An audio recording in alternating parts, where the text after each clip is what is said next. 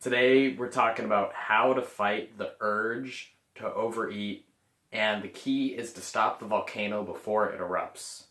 Now we're going to be focusing on how you can let off steam before the eruption. And as I fling my arms up, I'm carrying this book.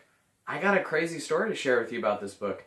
Last night I was kind of bored, and so I flipped open this book. I flipped it right to this page, and previously that day, I had led a workshop where someone had asked me this question: how to fight the urge to eat. And back then I gave that metaphor of the volcano. They were nodding their heads. But then when I flipped to this page, it really just resonated with me. And because I honestly just flipped to the page. Like, I cracked open the book.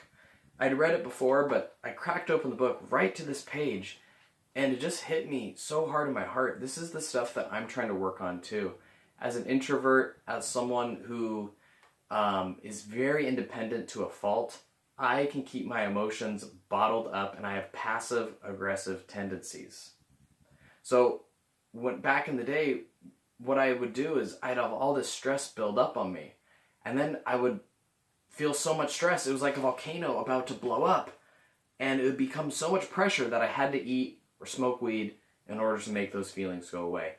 Now, as I learned through becoming a monk, a counselor, I learned that if I could let off steam before the volcano started forming, then I could manage my emotions. I could fight that urge to eat and fight and fight a good fight. But here's the key. I'm going to read the paragraph that touched my heart. When I feel angry, I must not smile sweetly or freeze sullenly. Because that's what I'll do. I'll smile so sweet, nothing's wrong, or I'll freeze. I'll avoid you. This is the key. I must learn instead to be humble and courageous enough to let my feelings come out. Straight, honestly, and simply, yet wisely and not destructively. So, let me break that down real quick. You cannot freeze, which is my tendency. If I'm pissed, I'll hide it. You cannot erupt on someone. You cannot just let your anger out on someone. That's like a short-term relief, but it harms the relationship. There is a middle ground that you need to learn. You basically need to express your hurt feelings, express the stress without harming someone. This is how you fight the urge to eat, because oftentimes that urge to eat, about half the time it's emotional. The other half might be physical, but a good half the time it's emotional. You're stressed, anxious, sad, whatever have you. Trust me, I get it. And it's like all this pressure is building up, and you can either bury that pressure underneath the ground, or you can wait until it becomes too much and you blow up like a volcano. But there's a third way, and that way is expressing the emotions wisely. Let's go one. It is precisely when I deny my anger or pretend the opposite, that everything is okay, that my rage is sparked off and it leads to an explosion. Ever been there? You're pissed and it becomes too much, and all of a sudden you're eating. You're pissed, you're stressed, you bury it for so long, and then all of a sudden you're eating. Here's the key. Here's something I'm working on. Telling people I feel sad. Now this book right here, this paragraph here, it says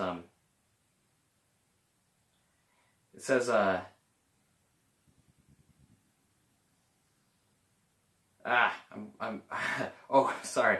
Okay. When I learn to communicate my feelings at their first emergence to those whom I can trust. At their first emergence to those I can trust. These are key phrases right here that give us some guidance on how we can express ourselves wisely. First of all, you got to find someone you trust. This is important. Now, currently in my life, I am working on getting more friends. It's something that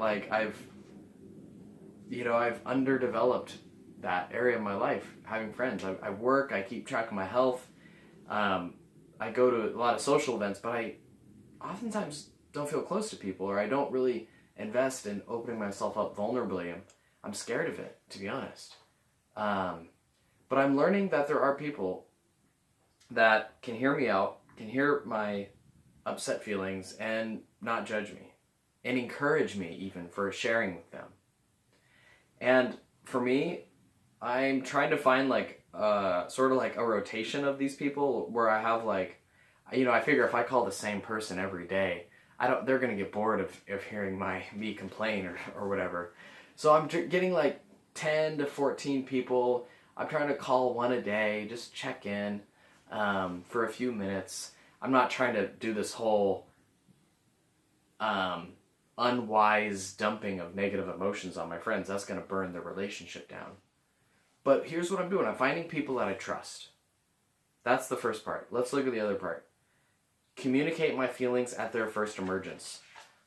First emergence. So the volcano, the pressure builds up and then it erupts. But volcanoes are dormant many times for years. They don't erupt until, years go by. And oftentimes that's the same thing. When you have unstoppable urges to eat, there's some sort of emotional pressure you're burying.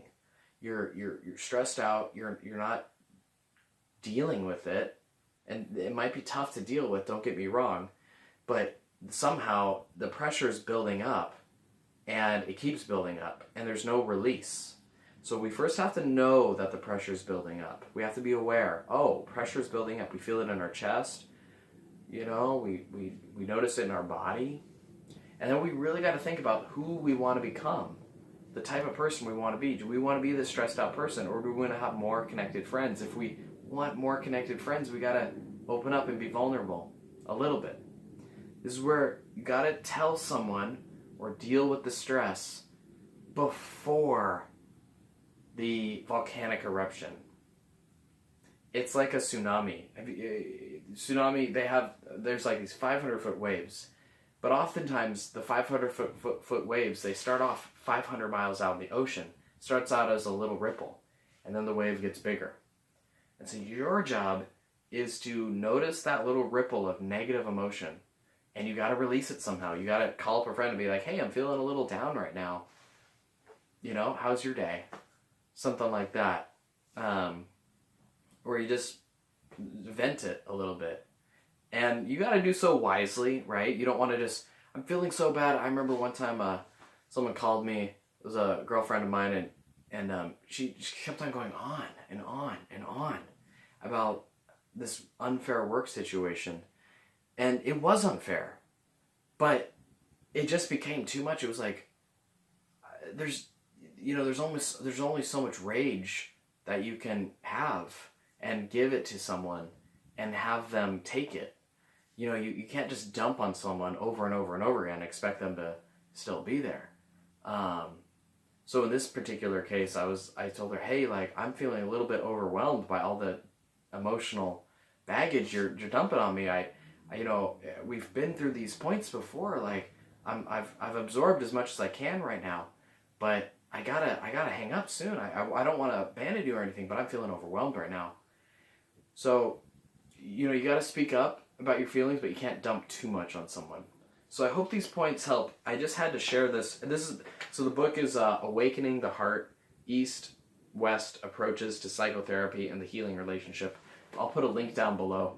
Oh man, it was crazy. Like, opening up to this page, like, I struggle with either, exploding or avoiding. And I'm definitely more on the avoiding. It's rare for me to explode, but I freeze.